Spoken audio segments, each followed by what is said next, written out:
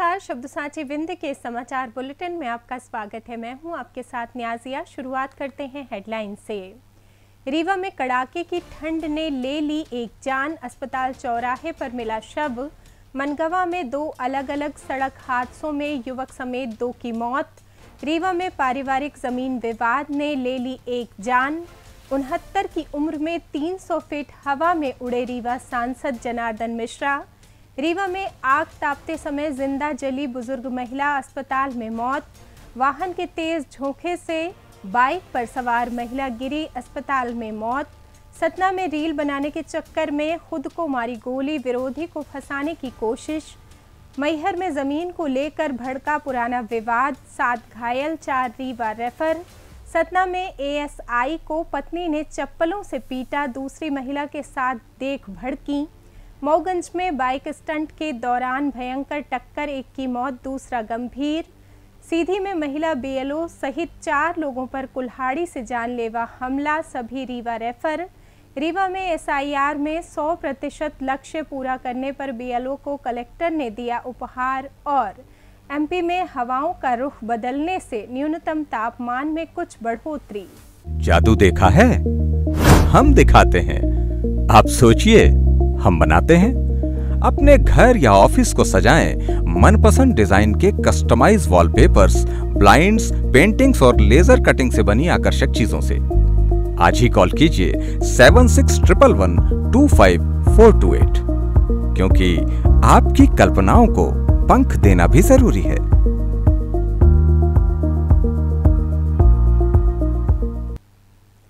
अब खबरें विस्तार से। बढ़ती ठंड ने रीवा शहर में एक और जिंदगी छीन ली। अमहिया थाना क्षेत्र के अस्पताल चौराहे पर सड़क किनारे रहने वाला अज्ञात बेघर व्यक्ति गुरुवार देर रात कड़ाके की ठंड की चपेट में आ गया। शुक्रवार सुबह उसका शव फुहारा के नीचे पड़ा मिला। स्थानीय लोगों के अनुसार मृतक कई महीनों से इसी चौराहे पर भीख मांग कर गुजारा करता था। दिन में भीख मांगता और रात में फटे कंबल व कार्डबोर्ड बिछाकर फुहारे के नीचे सो जाता था। गुरुवार रात रीवा का न्यूनतम तापमान 10.1 डिग्री सेल्सियस तक लुढ़क गया था। माना जा रहा है कि ठंड अधिक होने के कारण उसकी मौत हुई। सुबह राहगीरों ने उसे मृत अवस्था में देखकर पुलिस को सूचना दी। अमहिया थाना प्रभारी मौके पर पहुंचे और पंचनामा कर शव को पोस्टमार्टम के लिए संजय गांधी अस्पताल भिजवाया। फिलहाल मृतक की पहचान नहीं हो सकी है। पुलिस आसपास के लोगों और दुकानदारों से पूछताछ कर उसके बारे में जानकारी जुटाने में जुटी हुई है। मनगवा थाना क्षेत्र में बीते 2 दिनों में हुए 2 अलग अलग सड़क हादसों में 2 लोगों की मौत हो गई। दोनों मामलों में तेज रफ्तार अज्ञात वाहनों की भूमिका सामने आ रही है। पहला हादसा मनगवा क्षेत्र निवासी 17 वर्षीय पवन कोल पुत्र रमेश कोल बाइक से घर लौट रहा था। रास्ते में तेज रफ्तार अज्ञात वाहन ने उसे जोरदार टक्कर मार दी। गंभीर रूप से घायल पवन को तुरंत संजय गांधी चिकित्सालय रीवा लाया गया, लेकिन इलाज के दौरान उसकी मौत हो गई। दूसरी घटना में नदहा निवासी केशनंद विश्वकर्मा बाइक चलाते समय अज्ञात वाहन की टक्कर से असंतुलित होकर सड़क पर गिर पड़े, जिससे उनके सिर व अन्य हिस्सों में गंभीर चोट लगने से उन्हें भी संजय गांधी चिकित्सालय लाया गया, जहां डॉक्टरों ने उन्हें मृत घोषित कर दिया। पुलिस ने दोनों मामलों में मर्ग कायम कर लिया है और अज्ञात वाहनों व चालकों की तलाश शुरू कर दी है। कहाँ पे एक्सीडेंट हुआ था? मनगवा। कब? 5:30 बजे शाम। काहे से हुआ था? 2 चक्का गाड़ी से। 2 चक्का गाड़ी गिर गए थे जी। अपने से? क्या नाम उनका? पवन कोल। तो वहीं खत्म हो गए थे कि नहीं? वहाँ से फिर एम्बुलेंस आई है, वो 112 नंबर तो लेके मनगवा हॉस्पिटल ले गई। मनगवा हॉस्पिटल से वहाँ एम्बुलेंस मिली ही नहीं, तो 1-2 घंटा वहाँ रखे रहे, फिर यहाँ इसके बाद रेफर किया। ऐसा जी। तो कहाँ से वो जा गए थे बाइक से? मन स्टैंड से गाँव जा रहे थे सिरखिनी। अच्छा। रीवा में जमीनी विवाद में एक ही परिवार के 2 गुट आपस में भिड़ गए। गुरुवार सुबह गढ़ थाना क्षेत्र के लौरी नंबर 1 गांव में लाठी डंडे और फरसे चले, जिसमें 3 लोग गंभीर रूप से घायल हो गए। उपचार के दौरान एक घायल की मौत हो गई। पुलिस के अनुसार लंबे समय से चले आ रहे पारिवारिक जमीन विवाद के कारण दोनों पक्षों में तनाव था। गुरुवार सुबह ये विवाद अचानक हिंसक हो गया। दोनों ओर से एक दूसरे पर फरसा, लाठी और डंडों से हमला किया गया। मारपीट इतनी भयावह थी कि घटना स्थल पर खून ही खून बिखर गया। गंभीर रूप से घायल तीनों छोटेलाल सिंह, रघुनाथ सिंह और सृजन सिंह को डायल 112 की टीम ने तुरंत संजय गांधी मेडिकल कॉलेज अस्पताल पहुंचाया। वहां डॉक्टरों ने छोटेलाल सिंह और रघुनाथ सिंह की हालत बेहद गंभीर बताते हुए उन्हें आईसीयू में भर्ती कराया। इलाज के दौरान छोटेलाल सिंह की मौत हो गई, जिसका शुक्रवार को पोस्टमार्टम किया गया। आरोपियों में जबर सिंह, विनोद सिंह, रामपाल सिंह सहित परिवार के कई अन्य सदस्यों के नाम सामने आए हैं। रीवा लोकसभा सांसद जनार्दन मिश्रा एक बार फिर अपनी फिटनेस को लेकर सुर्खियों में हैं। 69 साल की उम्र में उन्होंने अंडमान निकोबार के हैवलॉक द्वीप में 300 फीट ऊंचाई पर पैरासेलिंग कर सबको हैरान कर दिया। हवा में उड़ते हुए समुद्र की लहरों का लुत्फ लेते सांसद का वीडियो सोशल मीडिया पर तेजी से वायरल हो रहा है। ग्रामीण विकास एवं पंचायती राज विभाग की संसदीय स्थायी समिति के अध्ययन दौरे पर अंडमान गए सांसद मिश्रा ने समिति सदस्यों के साथ एडवेंचर का पूरा मजा लिया। पैरासेलिंग के अलावा उन्होंने 30-40 फीट गहरे समुद्र में स्कूबा डाइविंग भी की और रंग बिरंगी कोरल रीफ की खूबसूरती को करीब से निहारा। सांसद मिश्रा ने कहा, समुद्र जितना ऊपर से सुंदर लगता है, उससे कहीं ज्यादा खूबसूरत उसका अंदरूनी संसार है। ये अनुभव जीवन भर याद रहेगा। ये पहला मौका नहीं जब जनार्दन मिश्रा ने उम्र को चुनौती दी हो। साल 2024 में भी उन्होंने स्कूबा डाइविंग की थी। रीवा में ठंड से बचने के लिए आग तापते समय बैकुंठपुर क्षेत्र में एक दर्दनाक हादसा हो गया। 60 वर्षीय प्रमिला सिंह पत्नी भूपेंद्र सिंह आग तापते वक्त अचानक लपटों की चपेट में आ गईं और गंभीर रूप से झुलस गईं। परिजनों के अनुसार 18 नवंबर की शाम को मजदूर ने आग जलाकर छोड़ दी थी। कुछ देर बाद प्रमिला सिंह की साड़ी में आग लग गई। पास में रखी प्लास्टिक की कुर्सी होने से आग तेजी से भड़क उठी। चलने फिरने में असमर्थ होने के कारण वो भाग नहीं पाई और पूरी तरह आग की चपेट में आ गईं। गंभीर रूप से झुलसने पर उन्हें तुरंत संजय गांधी चिकित्सालय रीवा में भर्ती कराया गया, जहां इलाज के दौरान शुक्रवार को उनकी मृत्यु हो गई। पुलिस ने मामले की सूचना मिलते ही मर्ग कायम कर लिया है तथा घटना की जांच शुरू कर दी है। रीवा शहर के विश्वविद्यालय थाना क्षेत्र के इटौरा बाईपास पर शुक्रवार सुबह करीब 9 बजे एक दर्दनाक सड़क हादसा हो गया। बाइक पर सवार 50 साल की रामवतीपुरी निवासी शिवपुरा मोगंज तेज रफ्तार से गुजर रहे भारी वाहन के झोंके से असंतुलित होकर बाइक से गिर गईं और गंभीर रूप से घायल हो गईं। परिजनों ने बताया कि वे बाइक से कहीं जा रहे थे, तभी सामने से तेज गति से आ रहे भारी वाहन के कारण तेज हवा का झोंका लगा, जिससे रामवती बाइक से नीचे गिर पड़ी। उन्हें तुरंत संजय गांधी चिकित्सालय लाया गया, लेकिन इलाज के दौरान उनकी मृत्यु हो गई। पुलिस ने शव को पोस्टमार्टम के लिए भेज दिया है और मामले में मर्ग कायम कर जांच शुरू कर दी है। हादसे के बाद चालक भारी वाहन लेकर फरार हो गया। पुलिस वाहन और चालक की तलाश कर रही है। सतना में सोशल मीडिया रील बनाने का शौक एक युवक को भारी पड़ गया। नशे में धुत युवक ने लोडेड देसी कट्टे से रील बनाते वक्त गलती से खुद के बाएं हाथ में गोली मार ली। फिर बचने के लिए पुराने दुश्मन को फंसाने की झूठी कहानी गढ़ी, लेकिन नागौद पुलिस ने पूरी साजिश का पर्दाफाश कर दिया। मामला 14 नवंबर का है। पन्ना जिले के पवई निवासी समीर सौदागर, जो फिलहाल नागौद में किराए के मकान में रहता है, गोली लगने के बाद सिविल अस्पताल पहुंचा था। उसने पुलिस को बताया कि 5 महीने पुरानी रंजिश के चलते निशांत और उसके 2 साथियों ने उस पर फायरिंग की। पुलिस ने जब छानबीन शुरू की तो निशांत कई महीनों से पुणे में रह रहा था।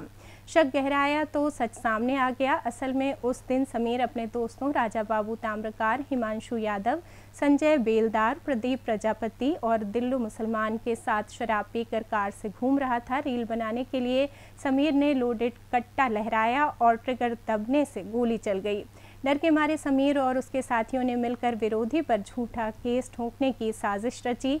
पुलिस ने पहले हिमांशु यादव, संजय बेलदार और प्रदीप प्रजापति को गिरफ्तार किया था। अस्पताल से डिस्चार्ज होते ही गुरुवार को मुख्य आरोपी समीर सौदागर को भी पकड़ लिया गया और जेल भेज दिया गया। 2 आरोपी राजा बाबू ताम्रकार और दिल्लू मुसलमान अभी फरार हैं, जिनकी तलाश जारी है।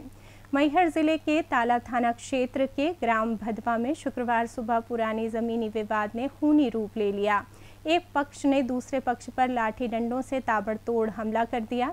जिसमें 7 से अधिक लोग घायल हो गए। 4 गंभीर घायलों को रीवा के संजय गांधी अस्पताल रेफर किया गया है।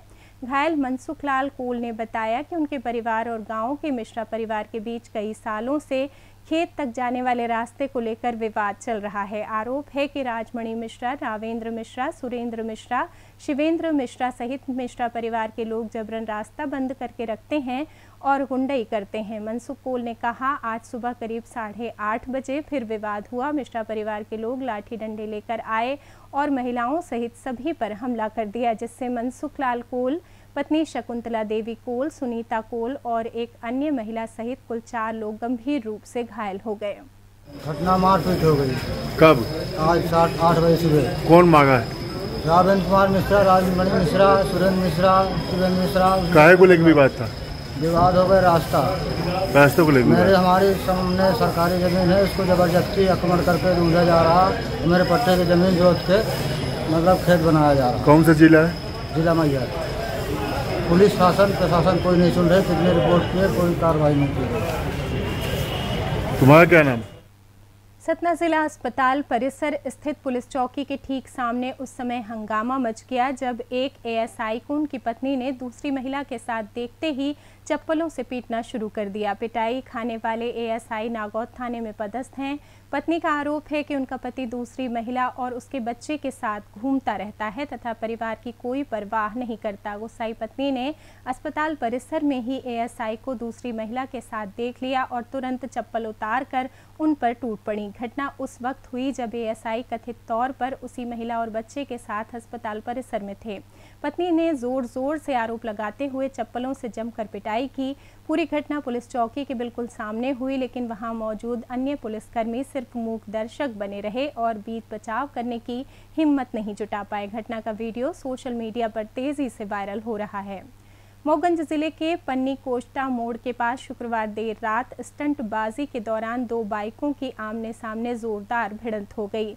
हादसे में एक व्यक्ति की मौत हो गई जबकि दूसरा गंभीर रूप से घायल हो गया। मृतक की पहचान रामजीवन पटेल निवासी मऊगंज के रूप में हुई है। परिजनों के अनुसार रामजीवन पटेल बाइक से घर लौट रहे थे, तभी सामने से एक युवक तेज रफ्तार और स्टंट करते हुए आया और दोनों बाइकों की सीधी टक्कर हो गई।